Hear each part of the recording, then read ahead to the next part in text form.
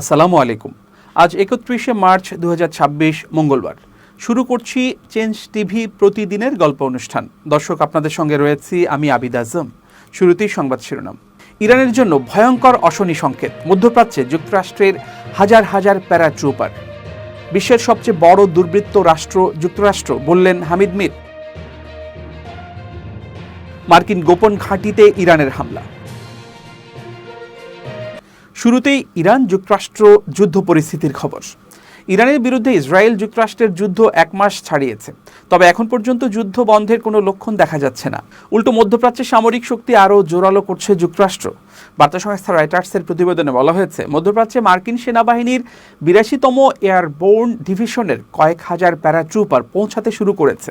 সোমবার ২ জন মার্কিন কর্মকর্তা রয়টার্সকে এই তথ্য নিশ্চিত করেছেন। গত ১৮ মার্চ রয়টার্স প্রথম এক প্রতিবেদনে জানিয়েছে, ট্রাম্প প্রশাসন মধ্যপ্রাচ্যে হাজার হাজার মার্কিন সেনা মোতায়েনের কথা ভাবছে। রিপোর্টে বলা হয়েছে, এটি যুক্তরাষ্ট্রের এমন একটি পদক্ষেপ যা ইরানের ভূখণ্ডের ভেতরে সেনা মোতায়েনের মতো বিষয়গুলোকেও বিকল্প হিসেবে অন্তর্ভুক্ত করার সুযোগ তৈরি করবে। রয়টার্সের নতুন রিপোর্টে বলা হয়েছে, এই প্যারাট্রুপার মধ্যপ্রাচ্যের ওই অঞ্চলে আগে থেকে মোতায়েন করা কয়েক হাজার নৌ, মেরিন সেনা ও বিশেষ বাহিনীর সদস্যদের সঙ্গে যোগ দিচ্ছে। গত সপ্তাহে অন্তত ২৫০০ মেরিন সেনা মধ্যপ্রাচ্যে পৌঁছায়। নাম প্রকাশে অনিচ্ছুক মার্কিন কর্মকর্তারা যুক্তরাষ্ট্রের সেনাদের ঠিক কোথায় মোতায়েন করা হচ্ছে সে সম্পর্কে নির্দিষ্ট করে কিছু বলেননি। তবে এই পদক্ষেপ যে আগে থেকেই প্রত্যাশিত ছিল জানান তারা। কর্মকর্তারা আরও জানিয়েছেন, অতিরিক্ত এই সেনা দলের মধ্যে ৮২তম এয়ারবোর্ন ডিভিশন সদর দপ্তরের সদস্য, রসদ সরবরাহ ও অন্যান্য সহায়তা দল এবং একটি ব্রিগেড কমব্যাট টিম রয়েছে। মার্কিন এক কর্মকর্তা জানিয়েছেন, ইরানের ভূখণ্ডে সেনা পাঠানোর বিষয়ে এখনও কোনো সিদ্ধান্ত নেওয়া হয়নি। তবে ওই অঞ্চলে সেনা মোতায়েনের মূল লক্ষ্য হল ভবিষ্যতে ওই অঞ্চলে যে কোনো প্রয়োজনীয় সামরিক অভিযানের সক্ষমতা তৈরি করে রাখা। রয়টার্স বলছে, এসব মার্কিন সেনাকে ইরান যুদ্ধে বিভিন্ন উদ্দেশ্যে ব্যবহার করা যেতে পারে। এর মধ্যে একটি সম্ভাব্য পরিকল্পনা হতে পারে ইরানের খারক দ্বীপ দখল করা। পাকিস্তানি নিউজ চ্যানেলের খ্যাতনামা সাংবাদিক ও উপস্থাপক হামিদ মির বলেছেন, বিশ্বের সবচেয়ে বড় দুর্বৃত্ত রাষ্ট্র যুক্তরাষ্ট্র।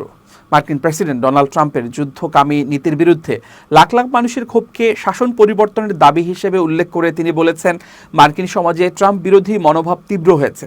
পাকিস্তানের জিও নিউজ চ্যানেলের খ্যাতনামা উপস্থাপক হামিদ মির অবাধ্য ট্রাম্পের প্রতিকার শিরোনামে একটি লেখায় এসব কথা বলেছেন। তিনি বলেন, মার্কিন জনগণ দীর্ঘদিন ধরেই তাদের নিজেদের প্রেসিডেন্ট ডোনাল্ড ট্রাম্পের প্রতি ত্যক্ত বিরক্ত, কিন্তু ২৮ মার্চ এই বিরক্তি দেশব্যাপী গণ অভ্যুত্থানে পরিণত হয়েছে। হামিদ মির আরও বলেন, একদিনে আমেরিকার বহু শহরে লাখ লাখ মানুষ রাস্তায় নেমে আসে এবং রাজা চাই না, ট্রাম্প দূর হও স্লোগান দেয়। ২০২৬ সালের মার্চের শুরুতে ইসরায়েলের সঙ্গে মিলে ইরানের উপর হামলা চালিয়ে এবং শাসন ব্যবস্থা পরিবর্তনের জন্য ইরানি জনগণকে রাস্তায় নামতে বলার মাত্র ৪ সপ্তাহের মধ্যেই মার্কিন জনগণই ট্রাম্পের বিরুদ্ধে রাস্তায় নেমে আসে। এই গণ অভ্যুত্থানের সবচেয়ে বড় কারণ হল ট্রাম্পের ইরান বিরোধী যুদ্ধ আমেরিকার জনগণের উপরও অর্থনৈতিক আঘাত এনেছে। হামিদ মির লিখেছেন, ট্রাম্প বিশ্বাস করতেন যে ইরানের ইসলামী বিপ্লবের সর্বোচ্চ নেতা আয়াতুল্লাহ আলী খামেনি হত্যার পর ইরানে শাসন ব্যবস্থার পরিবর্তন ঘটবে এবং ঠিক যেমনভাবে ভেনেজুয়েলার প্রেসিডেন্টের গ্রেপ্তারের পর মার্কিন কোম্পানিগুলো দেশটির তেল ভান্ডার লুট করেছিল, ইরানেও এই ঘটনা ঘটবে। কিন্তু ইরান ইস্যু নিয়ে ট্রাম্পের সব ভবিষ্যৎবাণী ভুল প্রমাণিত হয়েছে। ইরান হরমুজ প্রণালীর নিয়ন্ত্রণ নিয়েছে এবং বিশ্বজুড়ে তেল সংকট দেখা দিয়েছে। এই যুদ্ধ যত দীর্ঘায়িত হতে থাকবে, ট্রাম্পের প্রতি জনগণের অসন্তোষ ততই ঘৃণায় পরিণত হবে। ইউরোপীয় দেশগুলো ট্রাম্পের ইরান বিরোধী যুদ্ধে যোগ দিতে অস্বীকৃতি জানিয়েছে। পাকিস্তানি টিভি চ্যানেল জিও নিউজের উপস্থাপক আরও বলেন, ইরান পারস্য উপসাগরীয় দেশগুলোতে অবস্থিত মার্কিন সামরিক ঘাঁটিতে হামলা চালিয়েছে, যা পরাশক্তি হিসেবে যুক্তরাষ্ট্রের সুনামকেও ক্ষতিগ্রস্ত করছে। তিনি উল্লেখ করেন, বিখ্যাত মার্কিন গবেষক নোয়াম চমস্কি বহু বছর আগে একটি বই লিখেছিলেন, যার অনুবাদ রোগ স্টেটস শিরোনামে প্রকাশিত হয়েছিল। চমস্কি এই বইয়ে লিখেছিলেন, যুক্তরাষ্ট্র ইরান, ইরাক এবং উত্তর কোরিয়াকে দুর্বৃত্ত রাষ্ট্র হিসেবে ঘোষণা করে, কিন্তু বাস্তবে বিশ্বের সবচেয়ে বড় দুর্বৃত্ত রাষ্ট্র হল স্বয়ং যুক্তরাষ্ট্র, যে কিনা কোনো আন্তর্জাতিক আইন মানে না। ইরানের ইসলামী বিপ্লবী গার্ড বাহিনী বা আইআরজিসি মার্কিন ও ইসরায়েলি গোপন অবস্থানগুলোতে সত্য প্রতিশ্রুতি 4 শীর্ষক প্রতিশোধমূলক অভিযানের 87তম পর্বের হামলা চালিয়েছে। এসব লক্ষ্য বা টার্গেটের মধ্যে রয়েছে আমিরাত সহ নানা স্থানে 5টি মূল ঘাঁটির বাইরে মার্কিন ইসরায়েলি অফিসার, পাইলট ও কমান্ডারদের গোপন সমাবেশ কেন্দ্র, ড্রোন রাখার স্থান, সমরাস্ত্র কেন্দ্র, উত্তর ও মধ্য দক্ষিণ ইসরায়েল তথা অধিকৃত ফিলিস্তিনের এইসব অঞ্চলে অবস্থিত নানা সামরিক ঘাঁটি ও পারস্য উপসাগরীয় অঞ্চলের আল খারাজ, জুফির ও ভিক্টোরিয়া সহ আরও কয়েকটি ঘাঁটি। এসব ঘাঁটি ও লক্ষ্যবস্তুতে সফলভাবে আঘাত এনেছে ইরানের এমাদ, কিয়াম, খুররম শাহ নামক হাইপারসোনিক ব্যালিস্টিক ক্ষেপণাস্ত্র এবং বিধ্বংসী কিছু ড্রোন। ইরানি হামলার পর ঘাঁটিগুলোর দিকে অ্যাম্বুলেন্স ছুটে যেতে দেখা গেছে বলে কোনো সূত্র জানিয়েছে। কয়েক দফার বা সিরিজের এই অভিযান শুরু হয় রোববার রাত থেকে এবং তা এখনও অব্যাহত রয়েছে বলে আইআরজিসি বিবৃতিতে উল্লেখ করেছে। ইরানের ইস্পাহান শহরে 900 কেজি ওজনের বাংকার বাস্টার বোমা নিক্ষেপ করেছে যুক্তরাষ্ট্র। মার্কিন কর্মকর্তার বরাতে এক প্রতিবেদনে এ তথ্য জানিয়েছে Wall Street Journal. Wall Street জার্নালের দেয়া উদ্ধৃতিতে মার্কিন এক কর্মকর্তা জানিয়েছেন, মঙ্গলবার ভোররাতে ইস্পাহানের এক গুরুত্বপূর্ণ অস্ত্র গুদামে হামলাটি চালানো হয়। এ হামলায় 2000 পাউন্ড প্রায় 907 কেজি ওজনের বাংকার বাস্টার বোমা ব্যবহার করা হয়। ওই কর্মকর্তা বলেন, এ হামলায় বিপুল সংখ্যক বাংকার বাস্টার ব্যবহার করা হয়েছে। এদিকে ইরানে একটি ব্যাপক বিস্ফোরণের ভিডিও শেয়ার করেছেন মার্কিন প্রেসিডেন্ট ডোনাল্ড ট্রাম্প। ভিডিওটিতে ধারাবাহিক বিস্ফোরণের পর বিশাল আগুনের লেলিহান শিখায় রাতের আকাশকে কমলা রঙের আলোকিত হতে দেখা গেছে। তবে ট্রাম্প ভিডিওটি সম্পর্কে কোনো ব্যাখ্যা দেননি।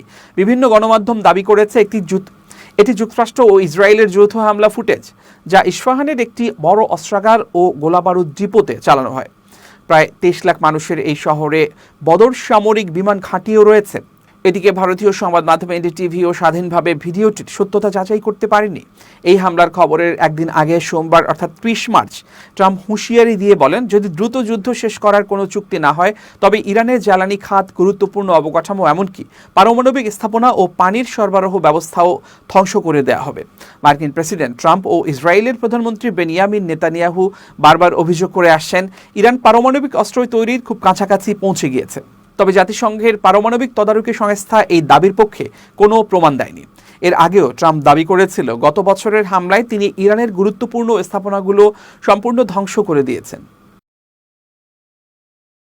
হরমুজ প্রণালী আংশিক বন্ধ থাকলেও ইরানের বিরুদ্ধে সামরিক অভিযান শেষ করতে রাজি মার্কিন প্রেসিডেন্ট ডোনাল্ড ট্রাম্প।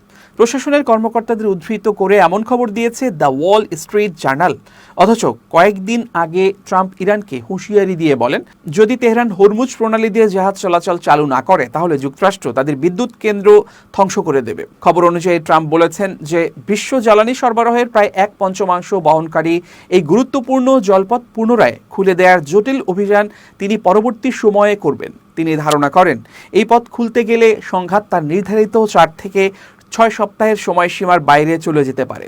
তাই ট্রাম্প সিদ্ধান্ত নিয়েছেন, যুক্তরাষ্ট্রের প্রধান লক্ষ্য হবে ইরানের নৌবাহিনী ও ক্ষেপণাস্ত্র সক্ষমতা দুর্বল করা এবং তারপর বর্তমান সংঘাত ধীরে ধীরে কমিয়ে আনা। একই সঙ্গে কূটনৈতিক চাপের মাধ্যমে তেহরানকে বাণিজ্যিক চলাচল পুনরায় চালু করতে বাধ্য করা হবে। প্রতিবেদনে আরও বলা হয়েছে, যদি তা ব্যর্থ হয় তাহলে ওয়াশিংটন ইউরোপ ও উপসাগরীয় মিত্রদের ওপর চাপ দেবে যেন তারা হরমুজ প্রণালী পুনরায় চালু করার উদ্যোগ নেয়। হোয়াইট হাউসের প্রেস সেক্রেটারি ক্যারোলাইন লেভিট জানিয়েছেন, ট্রাম্প আরব দেশগুলোর কাছ থেকে এই যুদ্ধের খরচ বহনের আহ্বান জানাতে পারেন। তিনি বলেন, আমি আগেভাগে কিছু বলতে চাই না, তবে এটি এমন একটি ধারণা যা প্রেসিডেন্টের রয়েছে। আমি মনে করি তিনি এ বিষয়ে আগ্রহী এবং ভবিষ্যতে এ বিষয়ে আরও বলবেন। এবার দেশের খবর। রাজধানীর মতিঝিলের শাপলা চত্বরে 2013 সালের হেফাজতে ইসলামের মহাসমাবেশের হত্যাকাণ্ডের ঘটনায় যারা আসবে তারা রাষ্ট্রের প্রধান শক্তি যদি হয় এবং পিয়ন পর্যন্ত যদি হয়, আমাদের তদন্ত থেকে কেউ বাদ পড়বে না বলে জানিয়েছেন আন্তর্জাতিক অপরাধ ট্রাইব্যুনালের চিফ প্রসিকিউটর মোহাম্মদ আমিনুল ইসলাম। মঙ্গলবার তিনি বলেন, শাপলা চত্বর হত্যাযজ্ঞের তদন্ত শেষ পর্যায়ে রয়েছে, দ্রুত তদন্ত প্রতিবেদন দাখিল করা হবে। জানা যায়, এ মামলায় পুলিশের সাবেক উপমহাপরিদর্শক আব্দুল জলিল মণ্ডলকে কারাগারে পাঠানোর নির্দেশ দিয়েছেন আন্তর্জাতিক অপরাধ ট্রাইব্যুনাল 1। অতীতের যত ক্রসফায়ারের ঘটনা ঘটেছে তা যাচাই বাছাই করে ট্রাইব্যুনালে বিচারের আওতায় আনা হবে বলেও উল্লেখ করেন চিফ প্রসিকিউটর মোহাম্মদ আমিনুল ইসলাম। বলেন, 1/11-এর সময়ের মানবতাবিরোধী অপরাধের সঙ্গে যাদের নাম আসবে তাদেরকেই বিচারের আওতায় আনা হবে। জাতীয় সংসদের সরকারি দল বিএনপির অতীত ও বর্তমান অবস্থান তুলে ধরে তীব্র সমালোচনা করেছেন বাংলাদেশ খেলাফত মজলিসের আমির মাওলানা মামুনুল হক। দলটি সবচেয়ে বেশি ঘোলা করে পান করে বলে ইঙ্গিত দিয়েছেন তিনি।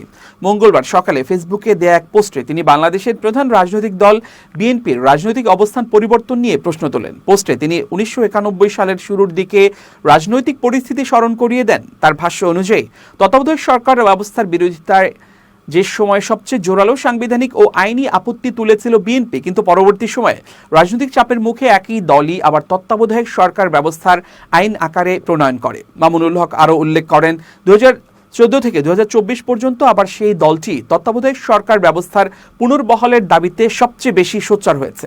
এই ধারাবাহিক অবস্থান পরিবর্তনকে কেন্দ্র করে তিনি প্রশ্ন তোলেন, রাজনীতিতে নীতির চেয়ে কৌশলই কি বেশি প্রাধান্য পাচ্ছে?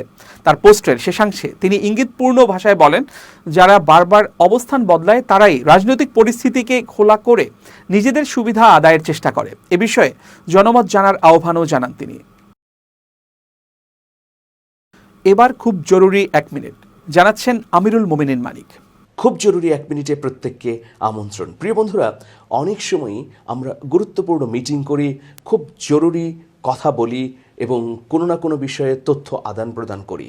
প্রিয় বন্ধুরা, আপনার হাতে যদি একটা সেলফোন থাকে তাহলে এই তথ্য ফাঁসের জন্য এটাই যথেষ্ট।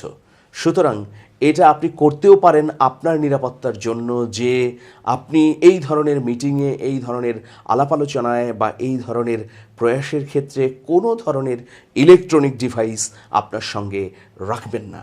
তাহলে শত্রুপক্ষ, সে যে কোনো জায়গার হোক, তারা কিন্তু আপনাকে ফাঁদে ফেলতে পারবে না।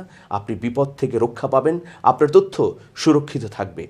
আসুন প্রতি সপ্তাহে একদিন হলেও আমরা চেষ্টা করি মোবাইল ফোন থেকে দিনের নির্দিষ্ট একটা সময় দূরে থাকবার। তাহলে এই অনুশীলন হবে এবং পাশাপাশি আপনি নিজের জীবনকে নির্বিঘ্নেও রাখতে পারবেন। ভালো থাকবেন, শুভেচ্ছা নিরন্তর। আবারও আন্তর্জাতিক প্রসঙ্গ। ইউক্রেনের প্রেসিডেন্ট ভ্লাদিমির জেলেনস্কি আসন্ন অর্থোডক্স ইস্টার উপলক্ষে রাশিয়ার সঙ্গে একটি সাময়িক যুদ্ধবিরতি প্রস্তাব দিয়েছেন। সাংবাদিকদের সঙ্গে আলাপকালে তিনি এই প্রস্তাবের পাশাপাশি উভয় পক্ষকে একে অপরের জ্বালানি অবকাঠামোতে হামলা বন্ধ রাখারও আহ্বান জানান। জেলেনস্কি মনে করেন, জ্বালানি খাতে হামলা বন্ধ করলে বিশ্ববাজারে তেল ও গ্যাসের ক্রমবর্ধমান মূল্যের চাপ কিছুটা প্রশমিত হবে। তিনি স্পষ্ট করে বলেন, যারা জীবনকে সম্মান করে এমন সব স্বাভাবিক মানুষ একটি স্থায়ী যুদ্ধবিরতি চাইবে। তবে তিনি এও সতর্ক করে দিয়েছেন, ইউক্রেনের মর্যাদা ও সার্বভৌমত্ব বিসর্জন দিয়ে কোনো প্রকার আপোষ করা হবে না। উল্লেখ্য, এবছর অর্থোডক্স ইস্টার আগামী 16 এপ্রিল উদযাপিত হবে। গত বছর রুশ প্রেসিডেন্ট ভ্লাদিমির পুতিন এককভাবে ইউক্রেনের সঙ্গে 30 ঘণ্টার একটি ইস্টার যুদ্ধবিরতি ঘোষণা করেছিলেন, যদিও দুই পক্ষই একে অপরের বিরুদ্ধে সেই যুদ্ধবিরতি লঙ্ঘনের অভিযোগ এনেছিল।